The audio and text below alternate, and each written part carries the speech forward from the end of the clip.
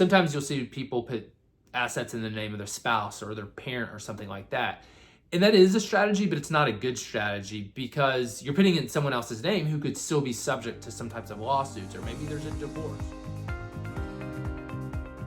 Today, we're going to talk about my 2 favorite strategies when it comes to asset protection planning. I'm a trust and estate planning attorney, so what I really love to do is set up asset protection trusts. And when you're putting together an asset protection strategy, it really includes a lot of different pieces to the puzzle. And I'm only talking about 2 of my favorite strategies from my perspective as a trust and estates attorney.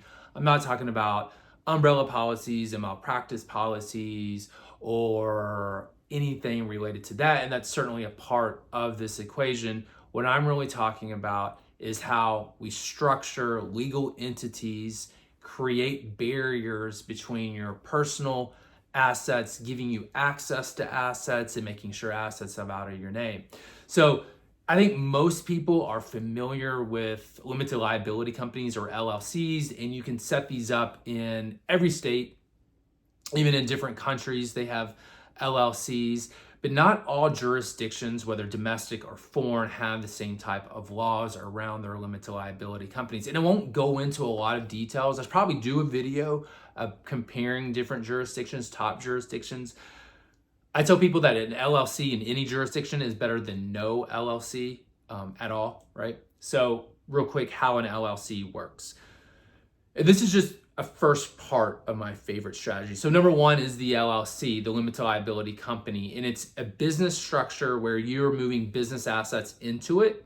And if there's any type of lawsuits against your business, those should be, if properly structured, exclusive to the business. And if there is a judgment against the business that happened in the course of running the business, then it's going to be contained inside that silo of that business entity, the LLC. It shouldn't bleed over to your personal assets unless you've not structured your LLC correctly, you're not running your business correctly. Judges usually have discretion to pierce the corporate veil, as it's called, to be able to say, hey, this LLC has basically been abused, and we're going to now say that a creditor could go after personal assets. This video is not about that, but that's something to think about, and that's something, because a lot of people think an LLC is bulletproof and that can really accomplish anything. So one of the things that I think people should consider when they're setting up LLCs is where to set it up. Privacy is really, really important. Not all states have the same level of privacy for LLC owners. Some states make you report all of your information. I should say all states make you report your information related to who owns the LLC, who set the LLC up, that type of thing. But what's different about some states is there are some states that don't make that information available to the public. So, if you were to set up an entity in Texas, because I'm located in Texas, but if you were to set up an LLC in Texas, you could go to the Texas Comptroller website and look up taxable entities and just type in the name of an entity, and you figure out who set that up, who owns it. You can do that in a lot of different states. You go to the Secretary of State website, type in an entity or type in an individual's name, and you will see entities that are related to them. So it's part of public knowledge, it's the public database. Some states, Wyoming, Nevada, some others, I really like Wyoming. They don't put that public information out there. The only thing that you can see is who set up the entity. Now, you can still limit your name being associated with that entity even though you own it. You have what's called a registered agent set that up. And so in Wyoming, if you use a Wyoming registered agent, then that registered agent, again, not you, not the person who owns the entity, is going to be the only person associated with that entity when it comes to public knowledge.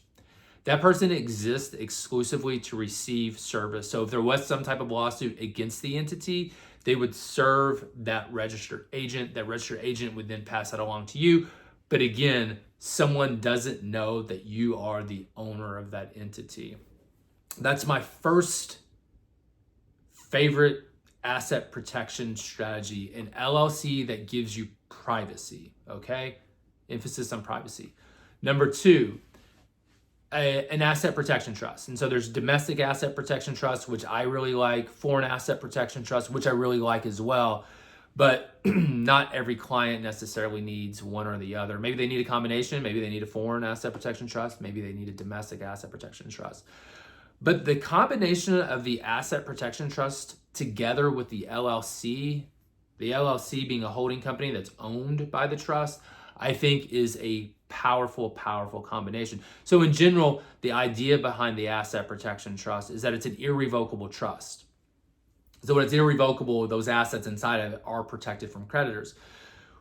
What a true domestic or foreign asset protection trust is when an individual sets that irrevocable trust up for the benefit of themselves, not someone else. Not all states allow you to do that. Again, I'm in Texas. Texas doesn't have a true domestic asset protection trust.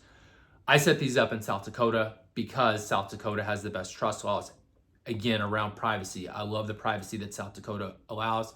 Nevada, great laws, but not on par with South Dakota when it comes to privacy laws around trust. So there's an additional layer between when you just have an LLC, that's just one layer, but you add a trust to it, you have an additional layer of anonymity, additional layer of creditor protection.